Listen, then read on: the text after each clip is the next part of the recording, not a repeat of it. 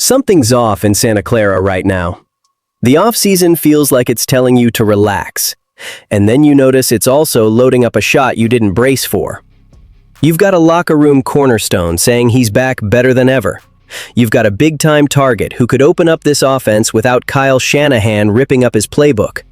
You've got a draft route that looks almost too tidy. And you've got one defensive move that could either bring a few guys back to life or show you very clearly what they actually are. So I'll ask it straight. Do you trust where this is headed, or does it feel like we're being sold a mirage? And if you're into this kind of 49ers conversation, go ahead and tap like and subscribe. I'm coming back to the most insane part of all of this before we're done. Now the 2026 warning light, and it's a good one. When Fred Warner says 120% best I've ever been, that's not just a TV line. That's the difference between a defense that sets the tone and a defense that spends Sunday afternoons scrambling for answers. Remember what he came from. October 2025, dislocated and fractured right ankle.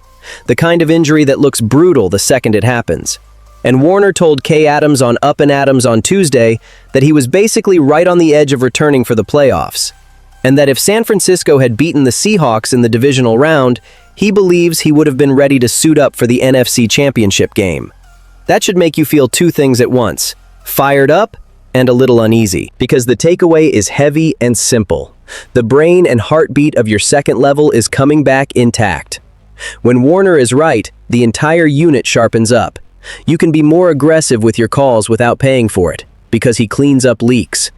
He closes windows in zone, runs with crossers with that elite timing, and he still shows up in the run fit like he's looking to make a statement.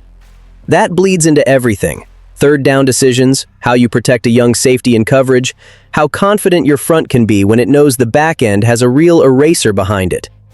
Be honest, do you want Warner to have to solve every problem again? Or do you want a defense that doesn't need a miracle on every key snap? And this is where the faithful is going to split down the middle. If Warner is truly back moving like that, do you push your chips in right now, build around him, go hard, while other needs are screaming for attention? Or do you stay patient and accept a more managed start to the season? Because there's a quiet risk baked in. When your leader sounds that confident, expectations jump overnight. And if the defense isn't dominant in September, who becomes the lightning rod for everybody's frustration? The same guy who's been holding the whole thing together. Warner also explained why he thinks the healing came so fast. He said the injury looked horrific. It was honestly a fear of his. Then they put it all back together after surgery. And once rehab started, once the range of motion and the strength began to return, he felt himself popping back pretty quickly. That's great news. It's also a reminder that training camp planning and load management can't be sloppy here. Do you trust the staff to nail that perfectly? Or do you think the league always leans on stars until they're right up against the edge? Hold on to that. Because if the defensive leader is really back at that level, just picture what happens if the offense adds a target so big and so tough that defenses have to choose their poison. And there's a detail in that conversation that people keep missing. The second you say Kyle Pitts, too many folks get stuck on the label, tight end, and their brain shuts off. That's lazy football talk. Pitts is a tight end on paper. On the field, he's been in the slot and split out wide way more than he's been attached like a classic inline tight end. And for Shanahan's offense, that matters because it changes the defense's math without forcing the Niners to reinvent what they already do well. This isn't about drawing up a bunch of brand new stuff. It's about forcing the defense to tip its hand before the snap. Think about the matchup logic. A guy who's 6'6", 246 pounds, fast, and getting real separation. Pitts created 3 or more yards of separation on 56 of 76 targets. That's not normal. That's a built-in advantage. Nickel or base, somebody is stuck. A linebacker? That's trouble. A smaller corner? Different kind of trouble. A safety rolling down? Now you've opened up something else. And for Brock Purdy, that's cleaner reads earlier in the progression. Less time holding the ball, fewer hits, more rhythm, because the answer is clearer sooner. The Juwan-Jennings comparison helps you visualize the role, and it's not a shot at Jennings. Jennings is physical, dependable, and he plays with that "I'll fight you for it" edge. Pitts just separates with a different kind of ease. And the key point is the environment. Pitts did that in an offense that wasn't exactly built around stressing every blade of grass.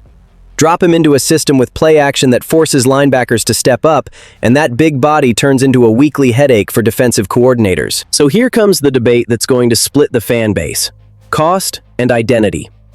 The highest paid tight end in the NFL is already on this roster at about $19.1 million per year. Pitts is projected around $14 million per year. That's the pitch. Add a potential true number one type receiving threat for the price of a top 5 tight end. It sounds like value. Then you hit the uncomfortable question. Do you spend that kind of money on a hybrid weapon when other spots are begging for help? Or do you bet that one piece like this raises the ceiling of the entire offense? And don't forget the competition. Shanahan isn't the only offensive mind who would love a player like Pitts. If there's a bidding war, the price climbs, and you already know how the faithful reacts when a dream fit ends up somewhere else. Keep that tucked away, because if the offense gets that kind of chess piece, it changes how you view the draft, and it changes how you view the defense too. A lot of people want to simplify it. Just plug holes on offense, plug holes on defense, and move on. That's where the read gets shallow. What this draft picture really suggests isn't just needs, it's a transition. The Brandon Ayuk situation isn't only about money or injury. It's about the kind of threat this offense wants to be going forward. Ayuk was timing and precision. What's being hinted at now is versatility. Multiplying roles, moving pieces, stressing defenses in more ways than one. So when a respected 2-round mock draft has the 49ers taking a wide receiver in round 1 and an edge rusher in round 2, it doesn't come out of thin air. It fits a roster that could lose Juwan Jennings, Kendrick Bourne, and Sky Moore to free agency. 3 different skill sets, 3 different jobs inside this offense. And that's where KC Concepcion comes up, not as a one-for-one replacement, but as a spark. Returns, slot work, motion, all-purpose touches. The type of player who can take a simple concept and turn it into chunk plays. The production is right there. 61 catches, 919 yards, 9 touchdowns in 2025, plus 456 punt return yards at 18.2 a pop, and he took home the Paul Hornung Award. That profile fits a system that loves confusion and loves letting playmakers create after the catch. He's got burst off the line, and he doesn't struggle to create space, especially against man coverage.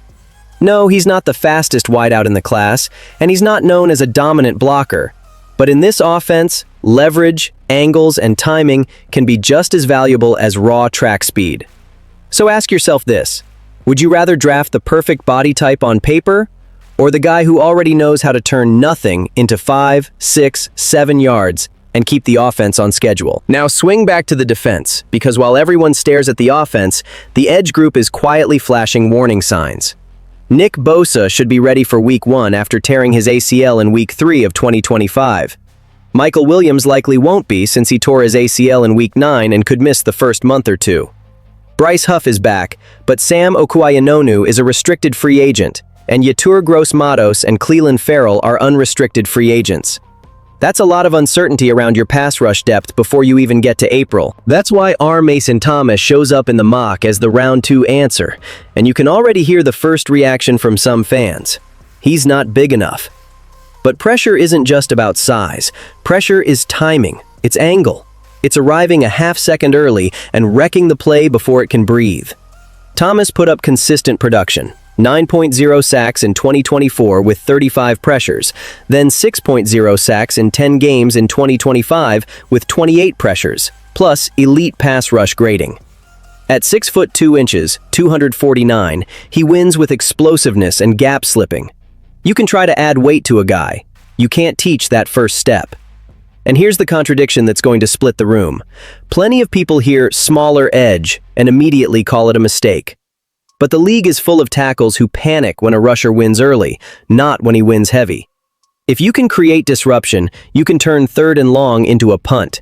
That's the whole point. So if you tie it all together, an offense that gets harder to predict, and a defense that isn't dependent on one guy to generate heat, this stops being replacing pieces and starts being repositioning the whole board. Which brings you to the final element, the one that can either speed this up or make it messy. Because Raheem Morris isn't just the new defensive coordinator, He's the kind of coach who changes how players get judged, and that matters when you've got guys living in that uncomfortable space between almost and is he even it? Morris has a reputation for pulling players out of that gray area. Start with Malik Mustafa. The talent jumps off the screen. The splash plays are real. The inconsistency and the coverage lapses are real too. Under Morris, it turns into a true proving ground. Morris has a background coaching defensive backs, and that could help a young safety who needs cleaner eyes, better leverage, and more discipline. If Mustafa learns to trust what he's seeing instead of freelancing, his ceiling goes way up. If he doesn't, he's going to be the guy offenses pick on when the game gets tight. And you know how fast the conversation flips when a safety becomes the temperature check for the entire defense. Diamador Lenore is another pressure point. Big extension, big expectations, and a 2025 season that left people irritated. Against top receivers, he took some tough losses. Against the run, the mistakes showed up where they can't. What he needs isn't protection. He needs accountability and coaching that pushes him back toward his best football. Morris has done that with corners before. The question nobody loves saying out loud is simple. Is Lenore still willing to be coached hard, or does he see himself as a finished product? Because that answer changes everything. Nick Martin is a human question mark. Concussions aren't just numbers. If he comes back healthy and he's part of the 2026 lineup, Morris is basically a reset button for him. The rookie flashed speed and physicality, but he was also wild and erratic and struggled to earn trust. A new defensive voice can wipe away old labels fast, and linebackers with motor and range always have value when the scheme is creative. Now, the piece that can truly shift the whole board. Nick Bosa Morris isn't married to only winning with 4. He'll bring pressure, disguise, overload looks. That means less constant attention on Bosa, fewer doubles every snap, and more chaos spread across the offense's protection plan. A Bosa who isn't asked to carry the entire pass rush by himself is usually a more destructive Bosa. And Mykel Williams? If he's back near training camp, Morris could turn versatility into real weaponry. Inside, outside, situational usage. Nobody is calling him Aaron Donald, but interior pressure is wrecking modern offenses right now. If Williams becomes the guy who collapses the pocket from inside on passing downs, it changes how opponents have to build their plan against San Francisco. So that's the bet. If Morris squeezes more out of this group than the paper says it should have, this defense becomes unpredictable again. If he doesn't, frustration hits early, and accountability hits even faster. And now we land it. At the end of the day, it all connects. A defensive captain saying he's fully back. An offense that might add size and separation without losing its identity. A draft track that isn't just patching holes, but reshaping roles. And a defensive coordinator hire that could either revive careers or expose hard limits. The wild part is this. The 49ers aren't really choosing between right now and the future. They're trying to win on both timelines at once. That's risky. If it hits, you're a real contender immediately. If it doesn't, the price shows up fast. So I'm asking you, what part of this bet makes you feel the most confident? And what part makes you the most nervous? Drop it in the comments, and make sure you're subscribed for what's next.